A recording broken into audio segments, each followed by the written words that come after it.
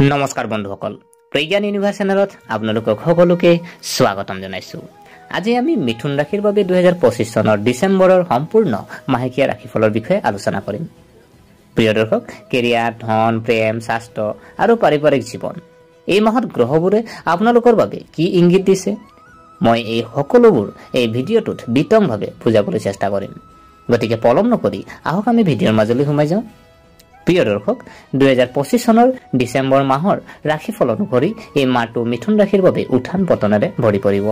মাহৰ আৰম্ভণিতে সূৰ্য, মংগল, শুক্ৰ আপোনাৰ ষষ্ঠ স্থানত আৰু বুধ আপোনাৰ পঞ্চম স্থানত থাকিব। গোটেই মাহটো ৰাহু নৱম স্থানত, শনি দশম স্থানত আৰু কেতু তৃতীয় স্থানত থাকিব।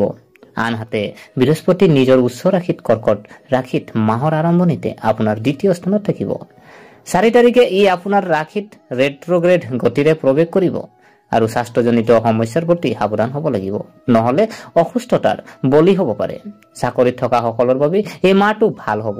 আপোনাৰ কঠোৰ পৰিশ্ৰম বাঢ়িব, কিন্তু কামৰ হেঁচাই আপোনাক কোনো ভুল কৰিবলৈ বাধা দিব, কিয়নো আপুনি অধিক অধ্যাৱসায়ীভাৱে কাম কৰিব, যাৰ ফলত আপোনাৰ ক্ষেত্ৰখনত সফলতা লাভ কৰিব।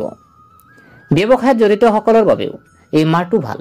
যিবোৰ পৰিকল্পনা স্থবিৰ হৈ পৰিছিল বা যিবোৰ কাম সম্পূৰ্ণ হোৱা নাছিল, সেইবোৰ এতিয়া সম্পূৰ্ণ হ'ব। ৰোমান্টিক সম্পৰ্কৰ বাবে মাহৰ আৰম্ভণি গঢ় হ'ব। আনহাতে শেষৰ অৰ্ধেক সময় ভাল হ'ব পাৰে আৰু আপোনাৰ বিবাহ চূড়ান্ত হ'ব পাৰে। এই মাহটো বৈবাহিক সম্পৰ্কৰ বাবে ভাল, কিন্তু অতিমাত্ৰা আত্মবিশ্বাসে সিজনে সিজনৰ ওপৰত অত্যধিক হেঁচা প্ৰয়োগ কৰিব, যাৰ ফলত কিছু সমস্যাৰ সৃষ্টি হ'ব পাৰে। আৰ্থিক বিষয়বোৰ মাহটো দুৰ্বল হৈ আৰম্ভ হ'ব, কিন্তু তাৰ পিছত ক্ৰমান্বয়ে উন্নতি হ'ব। ছাত্ৰ ছাত্ৰীৰ বাবে এই মাহটো কঠোৰ পৰিশ্ৰমৰ অন্তত সফলতাৰ মাহ বুলি প্ৰমাণিত হ'ব। পাৰিবাৰিক জীৱন ভাল হোৱাৰ সম্ভাৱনা আছে। এই মাহত বিদেশ ভ্ৰমণৰো সম্ভাৱনা থাকিব পাৰে। প্ৰথমতে আমি জানো আহক যে আজি ক'বলৈ গ'লে কৰ্মক্ষেত্ৰ। আজি কৰ্মক্ষেত্ৰত আপোনাৰ কেনেকৈ, যেনেকৈ ধৰি লওক আপোনাৰ কেৰিয়াৰৰ দিশটো। কেৰিয়াৰৰ দৃষ্টিকোণৰ পৰা এই মাহটো আপোনাৰ বাবে ভাল হোৱাৰ সম্ভাৱনা আছে আৰু মাহৰ আৰম্ভণিৰ পৰা শেষলৈকে শনি আপোনাৰ দশম স্থানত ৰখা হ'ব, যাৰ ফলত আপোনাক কঠোৰ পৰিশ্ৰম কৰাৰ সুযোগ দিয়া হ'ব। আপুনি কিছুমান কামৰ চাপৰ সন্মুখীন হ'ব, কিন্তু আপুনি সাহসী হৈ থাকিব আৰু অক্লান্তভাৱে কাম কৰি যাব। ইয়াৰ দ্বাৰা আপোনাৰ কামত ভাল সফলতা আহিব, আপোনাৰ কামে সন্মান লাভ কৰিব আৰু আপোনাৰ ঊৰ্ধ্বতন বিষয়াসকল আপোনাৰ ওপৰত সন্তুষ্ট হ'ব। ষষ্ঠ স্থানৰ অধিপতি মংগল গ্ৰহক মাহৰ আৰম্ভণিতে শুক্ৰ আৰু সূৰ্যৰ সৈতে ষষ্ঠ স্থানত ৰখা হ'ব, যিয়ে আপোনাক সম্পূৰ্ণ শক্তিৰে কাম কৰিবলৈ উৎসাহিত কৰিব। কিন্তু কিছুমান মানুহৰ লগত সংঘাতৰ সৃষ্টি হ'ব পাৰে। সেইবোৰক আওকাণ কৰি আপোনাৰ কামত মনোনিৱেশ কৰাটো ভাল হ'ব। ব্যৱসায়ৰ লগত জড়িত সকলৰ বাবে এই মাহটো ভাল হোৱাৰ সম্ভাৱনা আছে। সপ্তম স্থানৰ অধিপতি বৃহস্পতি মাহৰ আৰম্ভণিতে দ্বিতীয় স্থানত থাকিব, যাৰ ফলত ব্যৱসায়ত আৰ্থিক লাভ হ'ব। ইয়াৰ পিছত ই আপোনাৰ নিজৰ ৰাশিত ৰেট্ৰগ্ৰেড গতি কৰি সপ্তম স্থানত চাব আৰু মংগল গ্ৰহই 7 তাৰিখৰ পৰা সপ্তম স্থানত, 16 তাৰিখৰ পৰা সূৰ্য আৰু 20 তাৰিখৰ পৰা শুক্ৰ গ্ৰহটো প্ৰৱেশ কৰিব, যিয়ে একাধিক জাতক জাতিকাৰ সংস্পৰ্শলৈ আহিলে লাভৱান হ'ব আৰু একাধিক ব্যৱসায়িক চুক্তিৰ সৃষ্টি হ'ব পাৰে। ইয়াৰ ফলত ব্যৱসায়ৰ ভাল সফলতাৰ সম্ভাৱনা সৃষ্টি হ'ব। আৰু 29 তাৰিখে বুধ গ্ৰহৰ সপ্তম স্থানত প্ৰৱেশ কৰিব, যাৰ ফলত কিছু নতুন কামৰ সূচনা হ'ব পাৰে। প্ৰিয় দৰ্শক, এতিয়া আমি জানো আহক যিটো আপোনাৰ টকা পইচাৰ আৰ্থিক দিশটো, অৰ্থনৈতিক দিশটো আমি এতিয়া আলোচনা কৰিম আহকচোন। ডিচেম্বৰ মাহৰ আপোনাৰ কেনেকৈ যাব, যে আপোনাৰ আৰ্থিক অৱস্থাৰ সন্দৰ্ভত ক'বলৈ গ'লে এই মাহটো প্ৰথমাৰ্ধত আপোনাৰ বাবে অলপ দুৰ্বল হোৱাৰ সম্ভাৱনা আছে। আনহাতে মাহৰ আৰম্ভণিতে দ্বিতীয় স্থানত ৰখা বৃহস্পতিয়ে আপোনাৰ আৰ্থিক অৱস্থা উন্নতি সাধন কৰিব আৰু ধন সঞ্চয়ৰ প্ৰৱণতা বৃদ্ধি কৰিব। তদুপৰি ধন জমা কৰিলে আপোনাৰ আৰ্থিক অৱস্থা উন্নত হ'ব। ইফালে শুক্ৰ, মংগল গ্ৰহ আৰু সূৰ্যৰ মাহৰ আৰম্ভণিতে ষষ্ঠ স্থানৰ পৰা দ্বাদশ স্থানৰ দৃষ্টিকোণ দিব, যাৰ ফলত আপোনাৰ খৰচ বৃদ্ধি পাব আৰু আপোনাৰ খৰচৰ অভাৱনীয় বৃদ্ধিৰ সম্ভাৱনা সৃষ্টি হ'ব। শনিয়ে গোটেই মাহটো দশম স্থানত বাস কৰিব, আপোনাৰ দ্বাদশ স্থানৰ দিশত, যিয়ে নিঃসন্দেহ খৰচ বৃদ্ধিত অৰিহণা যোগাব আৰু পৰৱৰ্তী সময়ত আপোনাৰ ৰাশিৰ বৃহস্পতিৰ ৰেট্ৰগ্ৰেড গতিৰ ফলত ব্যৱসায়িক লাভৰ সম্ভাৱনা সৃষ্টি হ'ব। কিন্তু আপোনাৰ আয় কিছু হ্ৰাস পাব পাৰে 6 তাৰিখৰ পৰা, যিহেতু বুধ গ্ৰহেও দ্বাদশ স্থানৰ দিশতো ল'ব আৰু খৰচ বৃদ্ধি কৰিব। কিন্তু 7 তাৰিখৰ পৰা মংগল গ্ৰহ সপ্তম স্থানত, 16 তাৰিখৰ পৰা সূৰ্য আৰু 20 তাৰিখৰ পৰা শুক্ৰ গ্ৰহত থকাৰ বাবে ব্যৱসায়ৰ পৰা আৰ্থিক লাভৰ সম্ভাৱনা বৃদ্ধি পাব। আপোনাৰ খৰচ নিয়ন্ত্ৰিত হ'ব, যাৰ ফলত আৰ্থিক স্বাস্থ্য উন্নতি হ'ব। প্ৰিয় দৰ্শক, এতিয়া আমি জানো আহক স্বাস্থ্যৰ দিশটো। যেহেতু আমি স্বাস্থ্যৰ দিশটো আমাৰ জনাটো দৰকাৰ আছে, কাৰণ বিশেষকৈ স্বাস্থ্য কৈছে দেহা থাকিলে বেয়া, হয়নে? তো আজি কৈছে যে ডিচেম্বৰ মাহৰ ৰাশিফল 2025 অনুসৰি স্বাস্থ্যৰ দৃষ্টিকোণৰ পৰা এই মাহটো অলপ সমস্যাজনক হোৱাৰ সম্ভাৱনা আছে। গতিকে গোটেই মাহটো আপুনি নিজৰ স্বাস্থ্যৰ প্ৰতি গুৰুত্ব দিব লাগিব, আৰু গোটেই মাহটোৰ ভিতৰত গ্ৰহৰ প্ৰান্তিকৰণে স্বাস্থ্যজনিত সমস্যাৰ সৃষ্টি কৰিব পাৰে। মাহৰ আৰম্ভণিতে ষষ্ঠ স্থানত থকা শুক্ৰ, মংগল আৰু সূৰ্যই চকু, ভৰি আৰু পেটৰ সমস্যাৰ সৃষ্টি কৰিব পাৰে, যাৰ ফলত আপুনি চিকিৎসকৰ পৰামৰ্শ ল'ব লাগিব। আৰু 6 নম্বৰ স্থানৰ পৰাও ষষ্ঠ স্থানত থকা বুধ গ্ৰহই এই স্বাস্থ্যজনিত সমস্যাসমূহ আৰু অধিক ভয়াৱহ কৰি তুলিব পাৰে। বৃহস্পতি চতুৰ্থৰ পৰা আপোনাৰ ৰাশিত ৰেট্ৰগ্ৰেড হ'ব, গতিকে আপুনি আপোনাৰ স্বাস্থ্যৰ প্ৰতি সচেতন হ'ব লাগিব। অত্যধিক চৰ্বিযুক্ত ভজা, টেঙা খাদ্য পৰিহাৰ কৰক। আপোনাৰ খাদ্যত শাক-পাচলি, ফল-মূল, স্বাস্থ্যসন্মত পানীয় পৰিমাণ বৃদ্ধি কৰি স্বাস্থ্যৰ উন্নতি সাধন কৰক। মাহৰ শেষৰ ফালে শুক্ৰ, সূৰ্য আৰু মংগল গ্ৰহই প্ৰথমটোৰ পৰা সপ্তম স্থানৰ দৃষ্টিকোণ ল'ব, য'ত বৃহস্পতি গ্ৰহ পশ্চাদমুখী হ'ব।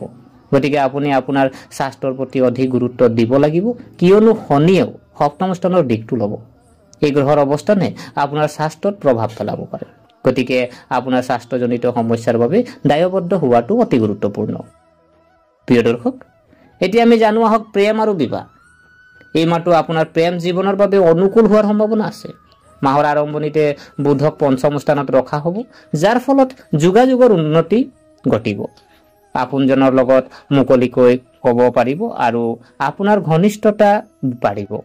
আৰু চতুৰ্থৰ পৰা পঞ্চম স্থানত বৃহস্পতিৰ ৰেট্ৰগ্ৰেড দিশটোৰ সৈতে যদি আপুনি এতিয়াও আপোনাৰ প্ৰিয়জনক প্ৰেমৰ প্ৰস্তাৱ দিয়া নাই, তেন্তে এতিয়াই কৰিব পাৰিব, আৰু আনকি বিবাহৰ পৰিকল্পনাও আগবাঢ়িব পাৰিব। পঞ্চম স্থানৰ অধিপতি শুক্ৰ মাহৰ আৰম্ভণিতে সূৰ্য আৰু মংগল গ্ৰহৰ সৈতে ষষ্ঠ স্থানত থাকিব, যিয়ে আপোনাক প্ৰেমত আগুৱাই নিব। ইয়াৰ পিছত 20 তাৰিখৰ পৰা সপ্তম ঘৰলৈ স্থানান্তৰিত হ'ব। প্ৰেমৰ বিবাহৰ সম্ভাৱনা মুকলি হ'ব।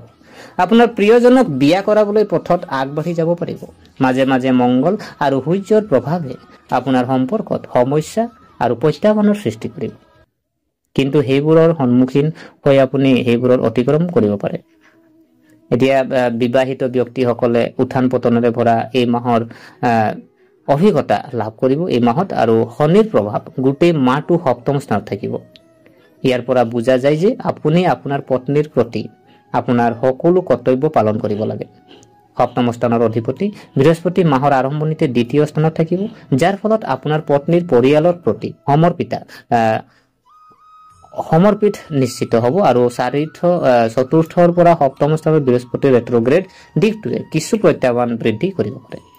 ইয়াৰ পিছত 7 তাৰিখৰ পৰা মংগল, 16 তাৰিখৰ পৰা সূৰ্য আৰু 20 তাৰিখৰ পৰা শুক্ৰেও সম্পৰ্কত প্ৰেমৰ সামান্য বৃদ্ধি আনিব, কিন্তু সমস্যা বৃদ্ধি পাব। কাজিয়া হ'ব পাৰে, আৰু আপোনাৰ পত্নীয়ে স্বাস্থ্যজনিত সমস্যাৰ অশান্তি পাব পাৰে। গতিকে আপুনি সেইবোৰৰ যত্ন ল'ব লাগিব। পৰিয়ালৰ দিশটো যদি চোৱা হয়, ডিচেম্বৰ মাহটো 2025 চনৰ ডিচেম্বৰ মাহৰ ৰাশিফল অনুসৰি এই মাহটো পাৰিবাৰিক জীৱনৰ বাবে ভাল হ'ব বুলি আশা কৰা হৈছে। মাহৰ আৰম্ভণিতে বৃহস্পতি গ্ৰহক দ্বিতীয় স্থানত ৰখা হ'ব, যাৰ ফলত পৰিয়ালৰ আয় বৃদ্ধি পাব। পৰিয়ালৰ ভিতৰত প্ৰেম আৰু সম্প্ৰীতি বাঢ়িব। বৃহস্পতি গ্ৰহই ৰেট্ৰগ্ৰেড কৰি আপোনাৰ প্ৰথম ঘৰত প্ৰৱেশ কৰিব, যাৰ ফলত আপুনি সকলো বাকী থকা কাম সম্পূৰ্ণ কৰিব পাৰিব। আপুনি আপোনাৰ পৰিয়ালৰ সদস্যসকলক সহায় কৰিব আৰু বহু বিষয়ত তেওঁলোকৰ কাষত থিয় দিব। শনিয়ে গোটেই মাহটো চতুৰ্থ ঘৰত চাপ পেলাই থাকিব। আপোনাৰ পৰিয়ালৰ সদস্যসকলৰ সৈতে অনুশাসিতভাৱে ভাল আচৰণ কৰিবলৈ প্ৰেৰণা যোগাব। আপোনাৰ পিতৃ-মাতৃ সন্মানো অক্ষত থাকিব। চতুৰ্থ স্থানত অধিপতি বুধ মাহৰ আৰম্ভণিতে পঞ্চম স্থানত থাকিব, আৰু তাৰ পিছত 6 তাৰিখে মংগল, সূৰ্য, শুক্ৰৰ সৈতে আপোনাৰ ষষ্ঠ স্থানত ৰখা হ'ব, যাৰ ফলত পাৰিবাৰিক সম্পৰ্কত কিছু সমস্যাৰ সৃষ্টি হ'ব পাৰে। আপোনাৰ মাকে নিজৰ প্ৰত্যাহ্বান অতিক্ৰম কৰাত সফল হ'ব যদিও পাৰিবাৰিক বিষয়ত লৈ কিছু মতানৈক্যৰ সৃষ্টি হ'ব পাৰে 29 তাৰিখে বুধ গ্ৰহই ইয়াৰ পৰা সপ্তম স্থানলৈ স্থানান্তৰিত হ'ব যাৰ ফলত এই সমস্যাসমূহ কিছু পৰিমাণে হ্ৰাস পাব আৰু পাৰিবাৰিক পৰিৱেশ উন্নত হ'ব কেতু মহাৰাজ গোটেই মাহটো তৃতীয় ঘৰত থাকিব যাৰ ফলত আপোনাৰ ভাই ভনী সকল নিজৰ সমস্যাত জড়িত হৈ পৰিব এনে পৰিস্থিতিত তেওঁলোকক সহায় কৰক যাতে তেওঁলোকৰ সৈতে আপোনাৰ সম্পৰ্ক আন্তৰিক হৈ পৰে আৰু আপুনি কি কৰিব যে এই মাহত আপুনি এই যি গ্ৰহৰ প্ৰৱেশৰ মাধ্যমত কিছু আপোনাৰ অসুবিধাৰ সন্মুখীন হোৱাৰ কাৰণে আপুনি কিছুমান আপুনি প্ৰতিকাৰ কৰিব পাৰে যিখিনি প্ৰতিকাৰে আপুনি সেইখিনিৰ পৰা আপুনি হাত সাৰিব পাৰিব যেনে ধৰি লওক আপুনি দৈনিক আপুনি বিষ্ণু সহস্ৰনাম আপুনি পাঠ কৰিব পাৰে বা আপোনাৰ যদি আপুনি কোনো ডাঙৰ সমস্যাৰ মাজেৰে পাৰ হৈ গৈছে তেন্তে শ্ৰী ৰাম ৰক্ষা স্তোত্ৰ আবৃত্তি কৰা উচিত আৰু বুধবাৰে আপুনি কি কৰক ভনীয়েক বা পেহীয়েকক হেউজিয়া কাপোৰ আপুনি উপহাৰ দিয়ক আৰু আপুনি তেখেতৰ পৰা আপুনি আশীৰ্বাদ লওক আৰু শনিবাৰ বিয়লি কোনো মন্দিৰত গৈ আপুনি কি কৰক কলা তিল দান কৰক এনেতে আপোনাৰ লাভজনক হ'ব গতিকে প্ৰিয় দৰ্শক এয়া আছিল মিথুন ৰাশিৰ ডিসেম্বৰ মাহৰ বিখত মাহেকীয়া ৰাশিফল গতিকে আশা কৰিছো আপোনালোকে ভিডিওটো চাই ভাল পালে যদি এই ভিডিঅই আপোনাক কিঞ্চিত মানুহ লাভান্বিত কৰিলে তেনেহলে ভিডিওটো লাইক কৰিব শেয়াৰ কৰিব আৰু কমেন্ট কৰিব আৰু আমাৰ চেনেলটো যদিহে আপোনালোকে সাবস্ক্ৰাইব কৰা নাই এনে ভিডিও পাই থাকিবৰ কাৰণে আমাৰ চেনেলটো সাবস্ক্ৰাইব কৰি আমাক উৎসাহিত কৰিব বুলি আশা থাকিলে পুনৰ লগ পোৱাৰ প্ৰতিশ্ৰুতিৰে আজিলৈ আমি বিদায় মাগিলো ধন্যবাদ